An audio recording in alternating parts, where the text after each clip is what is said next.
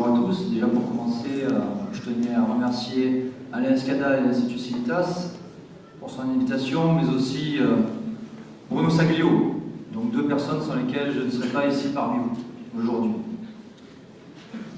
Depuis maintenant un peu plus de 2 siècles, une oligarchie mondialiste et cosmopolite règne et œuvre en coulisses pour le Grand Israël. Elle met à feu et à sang les nations européennes et les nations chrétiennes, de préférence. Et aujourd'hui, à en croire les médias alignés, les médias dominants et même une certaine frange de l'extrême droite dite nationaliste, cette judéo-maçonnerie internationale n'aurait plus rien à voir avec tout ce qui se passe. Notamment, l'actualité récente, et donc la vague d'attentats en Europe, le terrorisme, ce serait exclusivement de la faute de djihadistes islamiques, qui sont toutefois, bien sûr, responsables de leurs méfaits, bien évidemment, ça fait aucun doute. Mais selon ces médias, il n'y aurait pas de commanditaire, pas d'effet sans cause, ce serait dû au hasard, il n'y aurait pas de complot, pas de projet global derrière. Donc tout serait désormais de la faute de ces terroristes, et c'est ce qu'affirment de manière à peine voilée, sans jeu de mots, les médias alignés depuis plusieurs années, depuis le 11 septembre en fait. Médias dont on sait par qui ils sont tenus.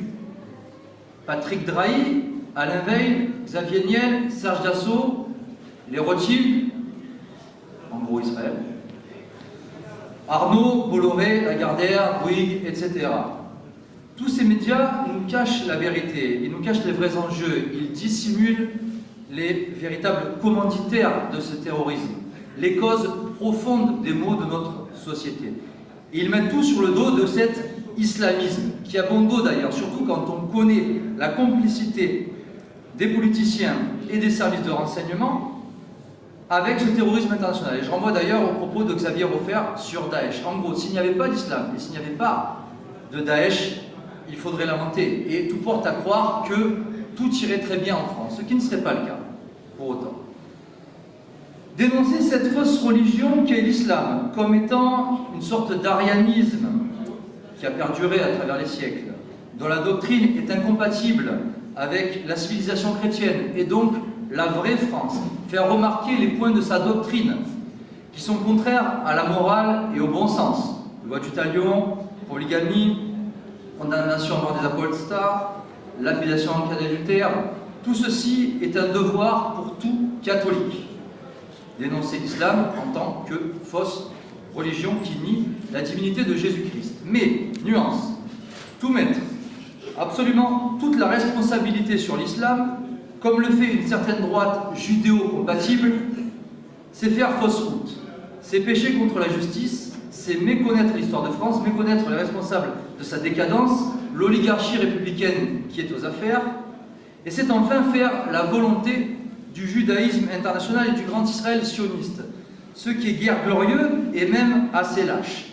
Cela permettra de passer sur les plateaux télévisés, de faire du buzz sur Internet, d'avoir un maximum de likes sur les réseaux sociaux, mais cela ne permettra certainement pas d'œuvrer pour la vérité et pour un retour à une France chrétienne, car l'unique solution pour stopper cette avancée de l'islam en France, c'est sa rechristianisation. Rechristianiser la France permettra de la désislamiser. Aussi, la guerre de l'information est-elle fondamentale pour la vérité, vérité factuelle et historique dans un premier temps. D'où l'importance de bien s'informer au quotidien avec des bons sites internet, mais aussi chaque semaine avec un journal comme Rivarol.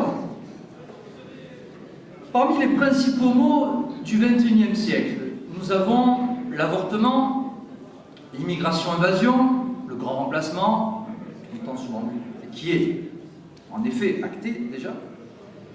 Nous avons l'insécurité, nous avons la délinquance, nous avons le chômage. Nous avons aussi toutes ces informations de médias comme BFM TV, de l'israélite Drahi, informations qui tournent en boucle, qui mentent, qui manipulent, qui angoissent la population, qui agissent telle une véritable propagande et qui déforment volontairement la réalité. Et le mal, c'est notamment cela. C'est cette information mensongère et manipulatrice.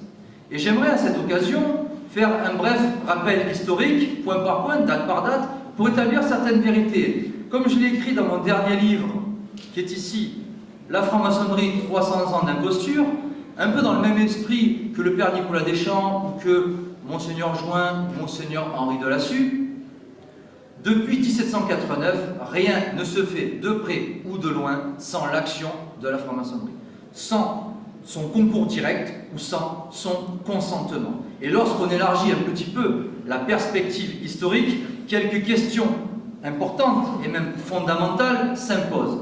Les voici. En 1789, y aurait-il eu cette révolution prétendument française, mais véritablement anti-chrétienne, sans au préalable la convocation de convents maçonniques à Wilhelmsbad puis Francfort, en Allemagne? En 1793, le 21 janvier, y aurait-il eu le régicide du roi Louis XVI sans l'action maçonnique?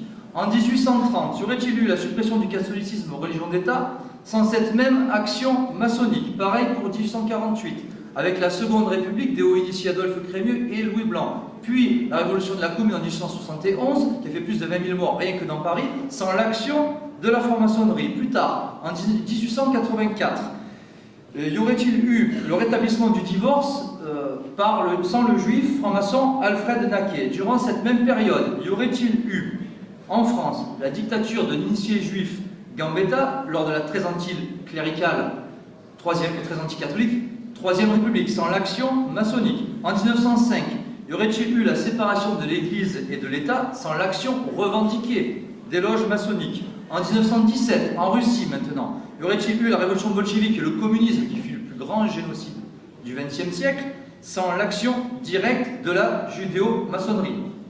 Lénine, Kerensky comme Trotsky étaient des hauts initiés juifs maçons. Et le plan Koudonov-Kalergi de métissage des populations et d'unification de l'Europe, n'est-ce pas l'action directe de la franc-maçonnerie?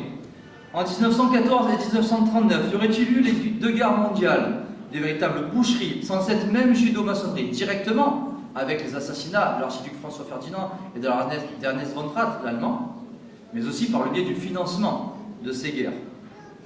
Dans les années 1960, y aurait-il eu la révolution conciliaire et le concile Vatican II sans l'infiltration maçonnique au sein du collège des cardinaux, la pression du hybride de l'extérieur par l'historien juif Jules Isaac et l'infiltration de l'intérieur par le cardinal Béat, qui fut le véritable pape du concile Vatican II?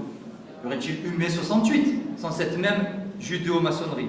En 1975, y aurait-il eu la légalisation de l'avortement par la juive maçonne du hybride Simone Veil sans son élaboration dans les loges maçonniques?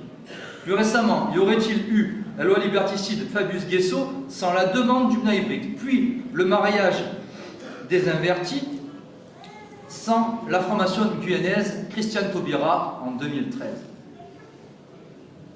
Poser toutes ces questions fondamentales concernant le déclin de la France depuis plusieurs siècles, le déclin de sa morale, de ses mœurs, revient à apporter les bonnes réponses.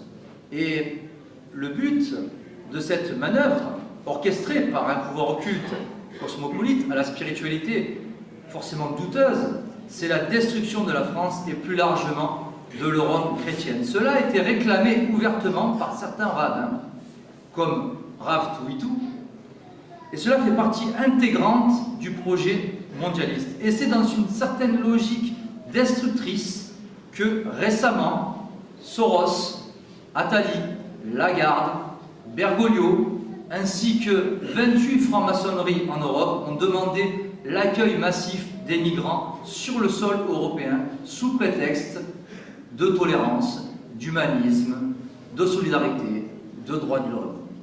On connaît la chanson. Nous, ce que nous devons combattre, c'est d'abord ce mouvement révolutionnaire, c'est ce système-là, cette république judéo-maçonnique qui favorise sa dégénérescence, qui favorise le métissage, qui favorise la dissolution de l'identité française, sa tiers-mondisation via l'immigration, qui va à l'encontre de l'ordre naturel et qui vise la destruction totale de la France, de son identité, de sa catholicité et même de sa glorieuse histoire par le biais de l'enseignement orienté et mensonger, l'enseignement républicain. Et ce que nous devons défendre maintenant, c'est précisément cette France authentique qui est attaquée de toutes parts par le mondialisme, financièrement via la dette souveraine, démographiquement via l'immigration-invasion et culturellement selon le modèle américain. C'est cette France des clochers, du terroir, cette France profonde du pays réel que nous devons défendre et que nous représentons fièrement aujourd'hui à Rungis. Pour cela, afin d'inverser ce processus destructeur, il faut partir de la base. Et pour faire une France chrétienne, il faut des chrétiens. Et donc, rechristianiser la France afin qu'elle redevienne ce qu'elle n'aurait jamais dû cesser d'être. Mettons fièrement en avant le baptême de Clovis en 496, le règne de l'empereur Charlemagne, son couronnement en l'an 800, le 25 décembre aussi. Mettons en avant Saint-Louis, la référence des rois de France, la mission héroïque de Sainte Jeanne d'Arc, des combattants valeureux comme Charles Martel ou Godefroy de Bouillon, le victorieux roi Louis XVI, avec le cardinal Richelieu, les martyrs des Vendéens, des Carmélites de Compiègne, mais aussi du roi Louis XVI et de son épouse Marie-Antoinette. Apprenons la vraie histoire à nos enfants. Faisons-leur aimer tous ces grands personnages et bien d'autres encore. Faisons-leur aimer leur pays, leur patrie. Faisons-leur aimer la prière aussi. La prière pour des jours meilleurs, pour la résurrection de la France et pour gagner le ciel, surtout. La France a un passé glorieux sur lequel 1789 a voulu faire table rase. Mais aujourd'hui, il nous faut justement renouer avec ce passé glorieux et avec nos racines. Mais d'abord, il faut que la France retrouve la foi, car elle a objectivement apostasié. Et comme il n'y a pas d'effet sans cause, cette société sans Dieu, issue de la Déclaration des droits de l'homme du 26 août 1789, auquel il faut ajouter le Concile de Vatican II, a produit 2 siècles plus tard l'apostasie générale. C'est triste, mais c'est ainsi. Les chiffres ne trompent pas. Ils ont souvent une signification. Ils nous donnent en tout cas une indication. Selon les statistiques officielles de l'IFOP, il y aurait en France 4,5% de catholiques pratiquants, dont la plupart sont des fidèles d'une église conciliaire qui se prétend catholique, mais qui est en fait néo-protestante, œcuménique et indifférentiste. On est donc revenu à la case départ, un peu comme du temps des apôtres. Le chantier est immense lorsqu'on prend le problème à la source et qu'on s'attache à reconstruire à la base et non pas à penser des plaies et à voter pour le moins pire. Par conséquent, l'étude de bons livres, notamment ceux des éditions Saint-Rémy, cette étude de bons livres aujourd'hui n'est pas facultative.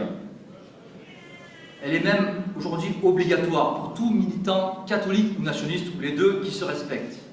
Et dans le monde complètement décadent dans lequel nous vivons, qui considère que tuer des vies dans le ventre des mamans est un droit et même un progrès, il est essentiel d'avoir une vie intérieure. C'est la raison pour laquelle je recommande vivement d'effectuer tous les 2 ans une retraite spirituelle de Saint Ignace de Loyola afin de se former, de rester ferme dans la foi, d'être de véritables catholiques intégraux et non intégristes, attention aux mots, attention aux étiquettes, évidemment, d'être de véritables patriotes français. Et je recommande cela, je recommande vivement ces retraites, pas simplement aux catholiques, mais aussi et surtout aux non-catholiques. Nous sommes tous d'accord ici pour dire que George Soros est un bankster véreux, que Jacques Attali ne vaut pas mieux, que nos oligarques républicains sont des pourris, que ceux qui dirigent la France sont des corrompus, qu'Hanouna et Arthur sont des clowns vraiment pas drôles, et même débiles, que les médias nous mentent, que des journalistes comme Ardisson, Fogiel, Aziza, Calvi, Chabot, etc. sont tous des vendus. Ok, on est tous d'accord là-dessus. Mais nous, sommes-nous exemplaires et vertueux? Sommes-nous des irréprochables? Sommes-nous des saints? Sommes-nous des combattants de la foi? Et c'est pourtant ce qu'il faudra. Si on veut changer les choses en profondeur en France, il faudra des saints et des héros. Et aujourd'hui, il n'y en a plus. Et il n'y en a plus depuis un bon moment, malheureusement. Mais avant d'en arriver là, avant d'atteindre cet objectif ambitieux, il faut, je le répète, que la France retrouve la foi. Il faut cette étincelle qui nous manque cruellement pour un retour aux sources salvateurs qui nous renvoie directement au pape Léon XIII dans son encyclique Rerum Novarum qu'il a publié en mai 1891, où il a notamment écrit « À qui veut régénérer une société quelconque en décadence, on prescrit à raison de la ramener à ses origines. » Et donc pour nous Français, au 25 décembre 496, faisant suite à une grande victoire et une si belle promesse d'un grand combattant de Clovis à son épouse Clotilde, avec cette blanche colombe surgissant de nulle part, apportant la Sainte Ampoule lors de ce baptême historique et fondateur de la véritable France. Et aujourd'hui, qu'est-ce que la véritable France, me direz-vous? Est-ce la République? Certainement pas, car la République est l'anti-France. C'est le parti de l'étranger. C'est le régime de domination durable de la judo-maçonnerie. Alors qu'est-ce que la véritable France, me direz-vous? C'est cette France du pays réel, de l'Église au cœur du village. Cette France éternelle, la France, notre seul héritage. La France d'autrefois, celle des grands rois. La France d'aujourd'hui, elle, doit retrouver la foi. La France des grands saints, d'un passé bien lointain. La France des humbles travailleurs et des grands prêcheurs. Cette France des enfants qui prient avant de s'endormir. Cette France catholique ne peut totalement mourir. La France de ceux qui pensent à la vie d'après, c'est cette France qui a tant fait rêver, car estimée du monde entier. C'est la France fille d'Église, celle du baptême de Clovis. C'est pour cette France-là que nous sommes là, combattons pour elle, tant que nous sommes ici-bas.